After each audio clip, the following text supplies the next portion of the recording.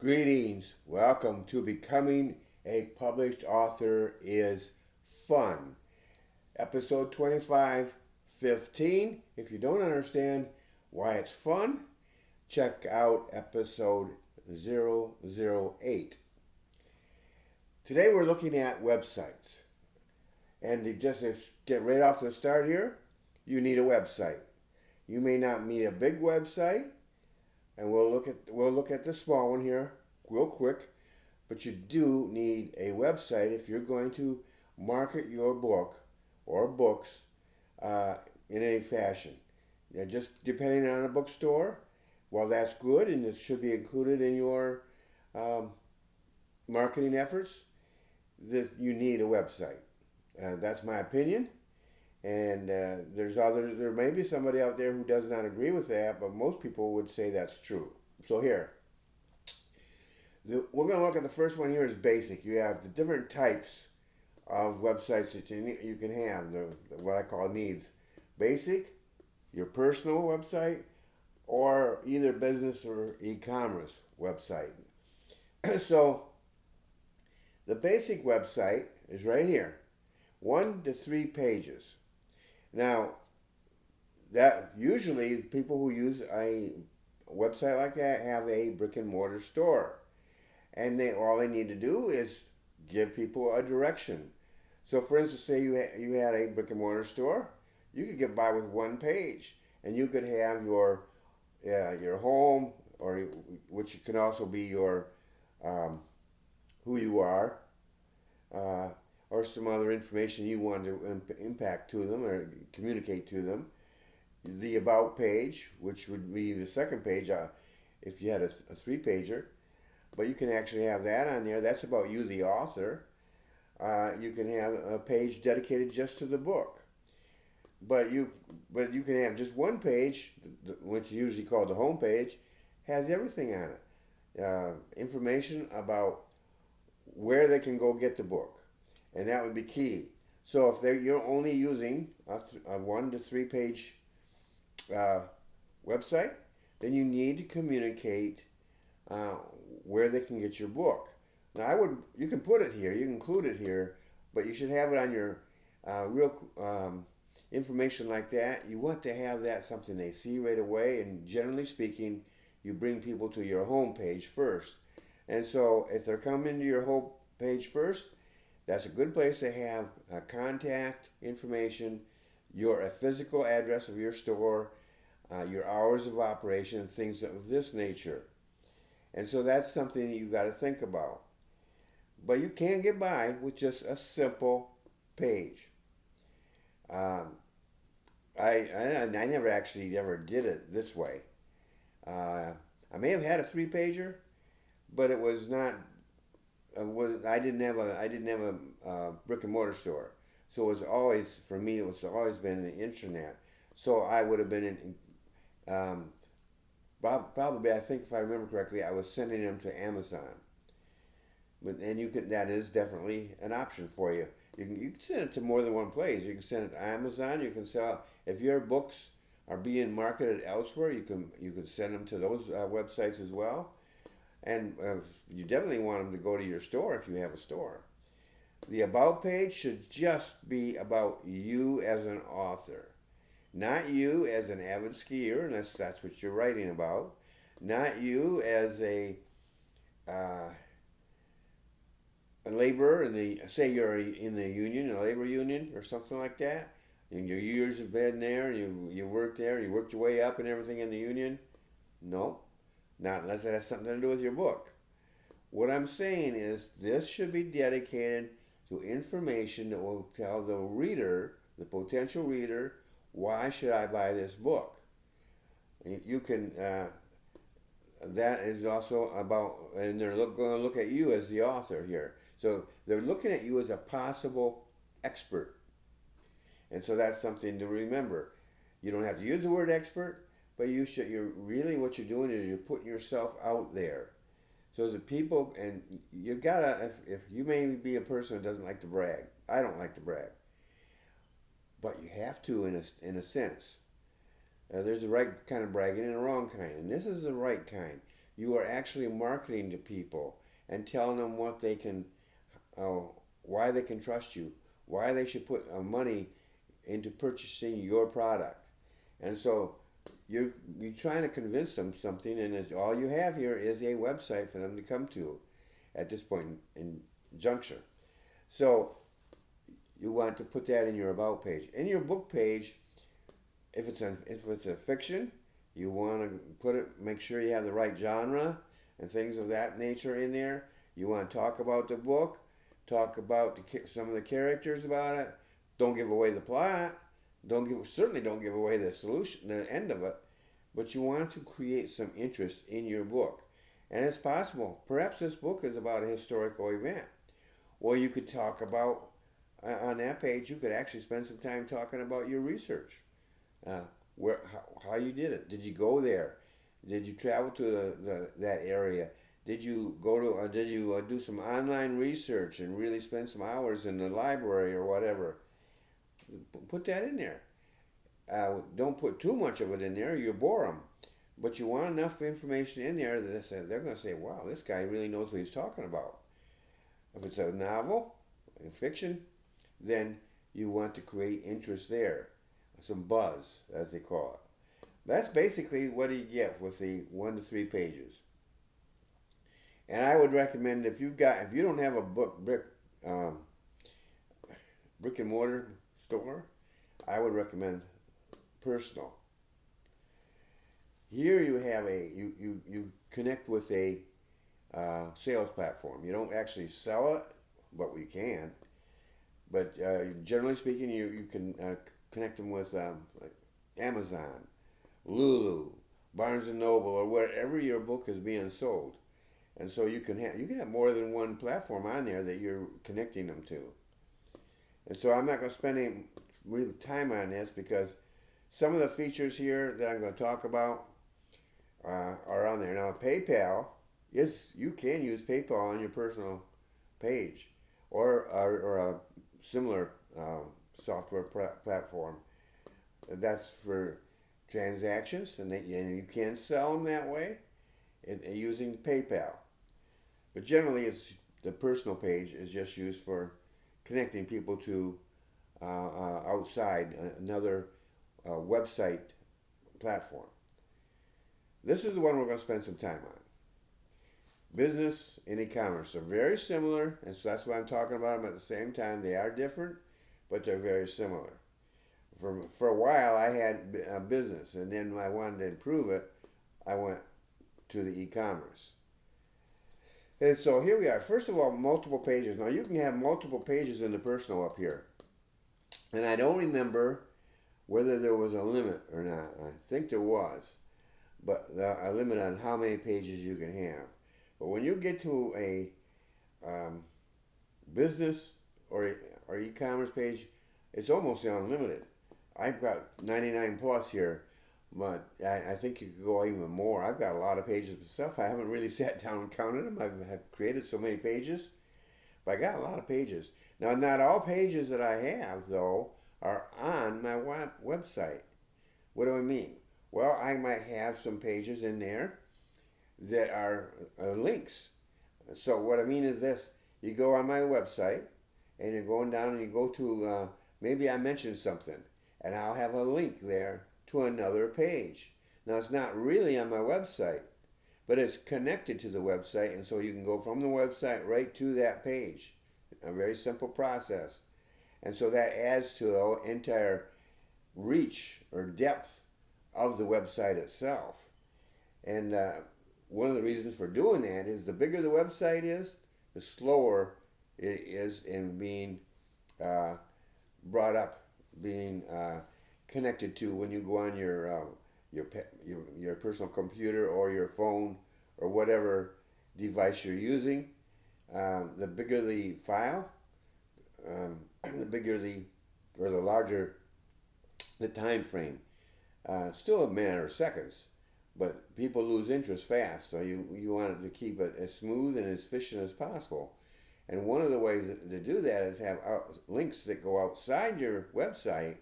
You still have control over them. They're still on your host platform, but it's just a link to a page on your host. And so that helps. And you can connect, write so many different pages. Landing pages are a good thing to have, and one of these days I might actually do an episode on landing pages. But that is one of the things you want to do is have multiple pages. Now remember up here I talked about the home, the about, and the book. I put them in that order, that way in order on purpose. These two are almost absolute. Your home page first, then your about page. After that, it's a matter of preference. I have here book. Well, that's because there wasn't anything more. On mine, I have a blog. So I have my home, about, and then I have a blog page. I also have my bookstore. I have where the books are talked about there, and I have a resource where you can, like for instance, you're looking for a church to go to. In our area here, I have a resource page for that, and so the people say they want to know where to go, where to attend church. If they're visiting or going to live here, they can visit those churches. So that's something. You can just, a lot of different things you can use your pages for, and then you have the ability to have a so I want to say sub page. That doesn't sound right to me. But you have your menu, and then you have a sub menu. That's what I meant. And so you can have different pages and pages on your website, and that will in itself help you to organize your material so that people can see it. Now, I don't claim that my website is the absolute best. I think it's pretty good. Um, I've had I've I've had it checked out. I've had people praise it, and I've had other people who don't like it. So it's a matter of preference. But the thing is, if you want to go to it, is that you can use trbookservices.com. That'll take you right to my website. Uh, and then you go and just go and explore it. You might see something the way I do something you might like. You might not like some of the ways I do things. That's a matter of preference. But it gives you an idea of the flexibility and the opportunities that you can have. So you're going to have a bookstore page if you're going to be doing a business or e-commerce. Really, the e-commerce is the bookstore supreme, if you want, or premium. Business, you can try it. I've done it. I tried it myself. I had a business page, and I tried making it look as much like a bookstore as I could, but I really never got there until I went to the e-commerce. But you can do a lot on a business page. Um, Again, you have the multiple pages. You have branding. Now, branding is something you can do at any one of these types. If you're doing this, your brand is going to be your bookstore. If you're doing it personal, it could be the book itself or you as an author. That's usually if you only have one book. Um, you can actually extend it to more. If you do they change it from the book name and use an author's name, you could have multiple books. And why do I say you could have? Well, let's say my first book that I ever wrote was called Refuge, the Genesis Chronicles. And so I had a website which I called Chronicles. But later on I wrote another book. That particular book I think was Adam's Diary or something like that. It's not out in print anymore, so I don't have to remember the name. But that's not involved in that doesn't tell anybody. They look at my website and they don't know that I would have that book. They'd only know about the first book because it's in the title. So this is where you change the name from the book to your author's name. You could do that right from the day one if you wanted to. And I would recommend you do it that way. So my author's name is R. Frederick Riddle. And so what I would do, I did, not only would do, but I did do, was I had a website. I had multiple books on there that I wrote. I started out with just, when I created that, I think I had my two books already. Um, and then I actually merged those books and added a ton of other material and came up with um, another book called Perish the World It Was. And that started a whole series of books. But I could not really call it Perish the World It Was because that's a long title to begin with. And I could have said Perished, but that would still only refer to that one book series. I had in my mind other books. And so I went with my name, R. Frederick Riddle. And when I have my name there, I can do any book that I choose to write. Now, if I was still doing that today, I would have the Parish series. The World It Was series is what it was actually called. I could also do. I have a series on. Uh, I'm starting a series. I just started a series on Moses. I also have nonfiction books. I have journals, which you can. Very little writing in them. They're blank, mostly blank or lined pages rather. So these are journals that you buy them and you use them as a journal. And so there's different things that I can sell on my website. And so they all come under, I can do that. I could have done that right here. Actually, I could have done that right here. It would have been a little bit more difficult because personal is it's a little bit not as, in my opinion, it's not as smooth or as efficient as when you get down here. But it still would have worked. And of course, cost wise, it would have been less. So I would at that point only have been using PayPal rather than what I use now. And so it would have been limited to some degree, but I could have done it. When I got to the business area here, then I was opened up and I could do any book I wanted to, and have a page for them. I could have one page that covered all my books, and then I could have individual pages. And there's different ways you can do this. And that's one of the things in my course that I do. I teach people different ways they can do the same thing. It all comes down, when you really want to think about it, it all comes down to what is your preference. What are you comfortable doing? And how much work you're willing to put into it. You start out here at the basic, you're not putting a whole lot of work into this. You get down to here, it requires some attention. In fact, I would say when you get to here, you better start paying attention. You need to refresh your website, and by that I mean add material, change material, edit. Maybe add some pictures here, take some pictures off. Every time you do that, your little friendly neighborhood robot goes like, oh, I gotta check this out, and that robot will come and check your website out and report back to its master. Its master could be Google or some of the other engines that are tracking you out, and that's how people find you. You definitely want them. There's no road map that you can find and say, oh, yeah, there it is. I'll just take this road here. No, they haven't done that yet. You have to provide the links, a roadmap, so to speak, and so you want people to know that, and that's where you use links and other things to create that path. WordPress. I use WordPress, but I didn't always use WordPress.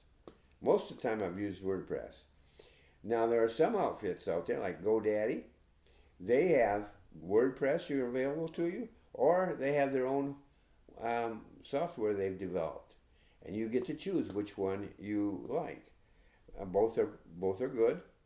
Um, and again, which one fits you the best. That's what you're truly interested in. So this has been a rather quick review of a website. Now, I don't plan on doing another episode on it for anyhow in the near future. I could change my mind, but these are some essentials, some basics that you need. and you can get information on the internet for it for particular aspects, or you can take the course. I have a course, this basic authors training, and that is something that will teach you how not only how to write, but it will also teach you how to set up your website. It goes into more depth about it. And so those are different things you have, and you can find not only my course, but there are other courses out there. You obviously know that. So, but what you need to do is don't be afraid to ask for help, and don't feel that and get investing money into getting help is throwing money away. I went to a meeting one time, and I was told this, and I've never forgotten it. And that particular meeting actually was free, but if I had paid for it, it would have still been valid. And the man told me, he says, if you get one piece of information, one nugget of information out of these meetings, and that was a 2 or 3 day meeting, you will have gotten your money's worth. Think about that. One piece of information that you can use. Why do I say that? And why did he say that? Because information is a valuable tool, a valuable asset to have. So you want that information. Some people say don't go and listen to all the free advice. When I started out, that's all I had was the free advice that people were providing, and it got me from here. Well, to here first of all, and then from here, it just grew over time. I'm basically, I guess you would say I was self taught, but it took years to do that. And I went through the school of hard knocks, which I hope none of you ever have to do. But that's one of the reasons why I do this, why I have the course, and why I make posts about different things. Is it give out some free information to spare you the pain that I had to go through, and it was painful at times. And so that's not a school you want to go to. But the thing is, you need to learn, and don't be afraid to ask somebody. You can ask people who you may not even know if they know anything about uh, the internet or know anything about writing or anything. You can ask them, say, like your book, you're writing a passage of your book, share it with somebody and say, how does that sound to you? They'll tell you how they feel. And that is information that you can use. So don't be afraid to do it. You want it, the better the information, the more important it will be to you. But information is information, especially if it's good information. Bad information, then it's only valuable in that you know it's bad and you can check it off. But this is what you have. So your basic, then you have your personal, then you have your business or e-commerce. E-commerce is more than just the business. It really is, like I said, the premium, the upscale, if you will, uh, of the two. But if you don't, I would suggest if you're leery about the money, why don't you start out here, and then go to the e-commerce. That's the path I took. I just went up the path one step at a time until I found the one that I felt worked the best for me. So that's it for today. I hope this has been instructive. I know I've been rather fast, but you can take this and play it back as often as you want and take notes and make the visit here at Becoming a Published Author is Fun as often as you can. Because right down here, way over here actually, you have a opportunity to subscribe to my channel. When you get this, you get this particular podcast, which is Becoming an Unpublished Author is Fun, but you also get my other podcast, and I may have others in the future, but this is the other one I got right now, and that's called Christian News and Views, where I look at the news from a Christian viewpoint. So this is what I would encourage you to subscribe when you not only get those two, but you get free information. You get when you come here and look at this particular podcast, you're getting free information. It took me time to learn it, to develop it for my own career, and now I'm passing it on to you because I want to help others learn quicker than I did. Um, and then I want you to be able to do it without having to spend a ton of money. Most of this information is something is knowledge that you can implement, that you can start doing. Yes, there are different things like a website. You got to get a host that costs some money. You got to get so the domain, the host, different things, and they will cost money. Well, you won't have to. There's a lot of money that you would have had to pay just to get this information that you're getting for free. And so I hope this has been helpful to you, and I look forward to you maybe seeing your name out there someday as a published author.